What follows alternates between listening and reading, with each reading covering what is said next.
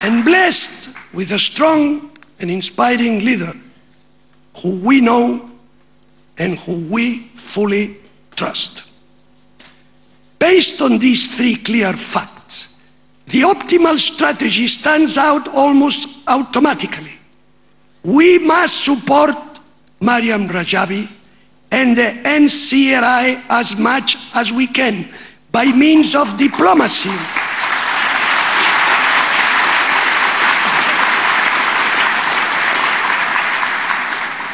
By means of diplomacy, communication, strategical advice and political backup, and by making the life of the regime difficult in the international scene. If we agree on this picture, then two immediate and urgent priorities emerge.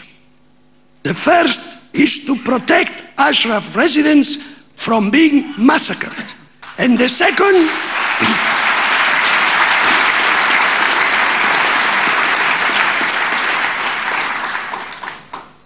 second is to remove the PMOI from the US Department of State blacklist.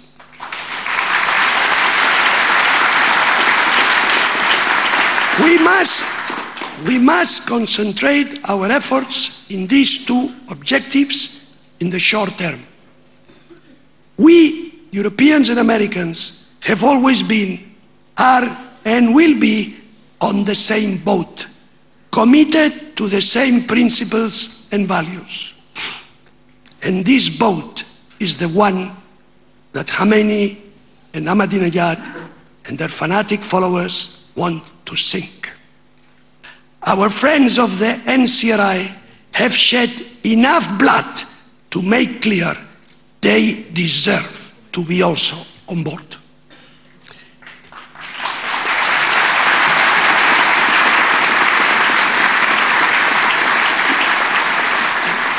In my last visit to the NCRI headquarters in Anver-sur-Oise, I could speak to a bright young man, Berus Kazemi, resident in Ashraf, and he expressed to me his faith and that of his mates in the camp in our work to help them. I have known, horrified yesterday, that his father, a prisoner in the dungeons of the regime, has been executed. This sacrifice and those of dozens of thousands of victims of the regime cannot be in vain.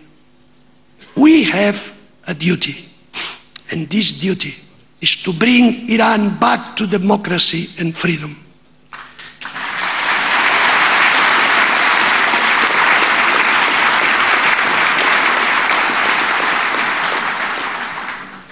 If we want to accomplish it effectively, we need our friends of the NCRI as much as they need us. We must work hand into hand, back to back, and heart with heart. And we cannot fail. Thank you very much.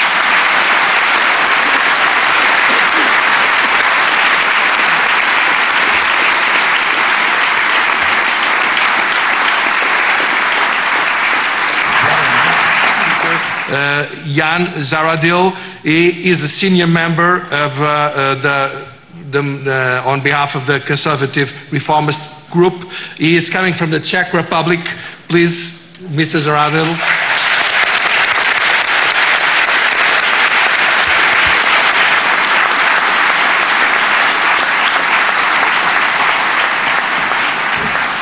Thank you. Thank you very much. Let me greet all of you. As has been already said, I'm coming from a small country in Central Europe, slightly over 10 million of inhabitants, but a country which has had an experience with what is called a policy of appeasement.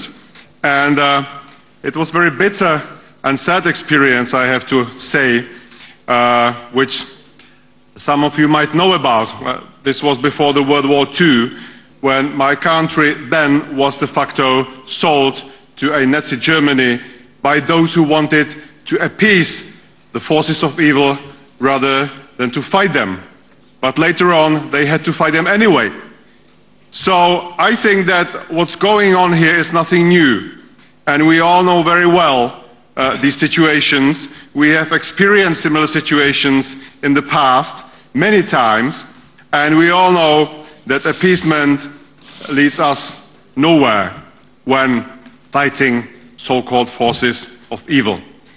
And therefore I'm very proud that this was my country, the Czech Republic's EU presidency, which in fact contributed to a final removal of the PMOI from the blacklist of the European Union at the beginning of 2009.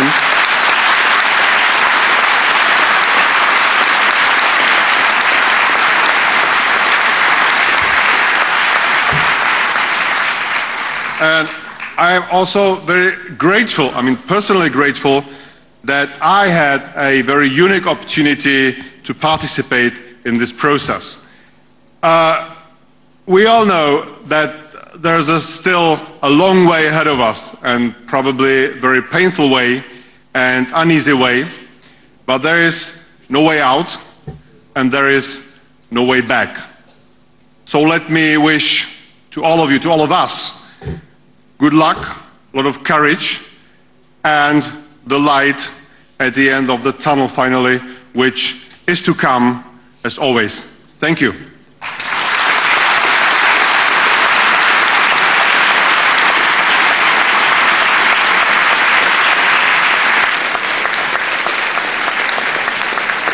The person that was able to win the case for a country like Spain to pursue the case of the violation of Ashraf into its judiciary. An international lawyer, a big fighter for human rights, Dr. Joan Garcés, please, the floor is yours.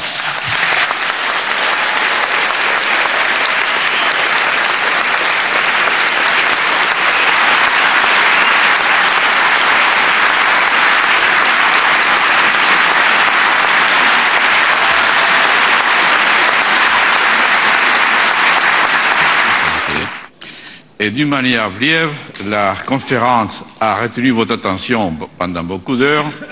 Des choses très importantes ont été dites. Elles tournent sur l'ordre international et sur la souffrance du peuple iranien et particulièrement des résidents à Ashraf.